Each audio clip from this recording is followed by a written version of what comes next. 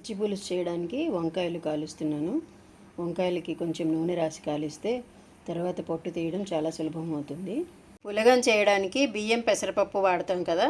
సంక్రాంతి సమయంలో మేము ఈ పులగం చేస్తాం. మామూలు అప్పుడు కూడా మా అమ్మాయికి ఇష్టమని అప్పుడప్పుడు చేస్తూ ఉంటాను. అయితే ఆ బియ్యం ముప్పాతిక తీసుకుంటే పావు భాగానికి కొంచెం ఎక్కువగా పెసరపప్పు తీసుకోవచ్చు. తీసుకొని నానబెట్టాలి. సంక్రాంతి అప్పుడు కొత్త బియ్యం వస్తాయి కాబట్టి మనం వేసే నీళ్లు కొంచెం అటు ఇటు అయినా సరిపోతుంది, మెత్తగా పూర్తిగా కలిసిపోతుంది. ఇప్పుడు అలా కాదు కాబట్టి కొంచెం నీళ్ళు ఎక్కువే వేసుకోవాలి మామూలు కొలత కంటే.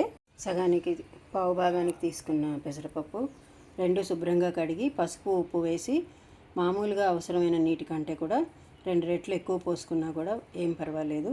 ఎందుకంటే మనకి దాదాపు అన్నం పెసరపప్పు అంతా కలిసిపోయి ముద్దగా అయిపోవాలి. ఒక ఇంత సైజు చింతపండు నానబెట్టుకొని రసం తీసి కొద్దిగా నీళ్లు పోసి దానిలో ఉప్పు, కొద్దిగా పచ్చిమిర్చి తరిగి వేసుకోవాలి. అలాగే ఉల్లిపాయలు కూడా సన్నగా తరిగి వేసుకోవాలి. పొద్దున కాల్చుకున్న వంకాయలు ఉన్నాయి కదా, పై పొట్టు తీసి ఆ వంకాయలు కూడా కలుపుకొని, అలాగే పచ్చి పులుసు కాబట్టి ఇంక దీనిలో పోపు ఏమి ఉండదు, వేడి చేయడం ఉండదు.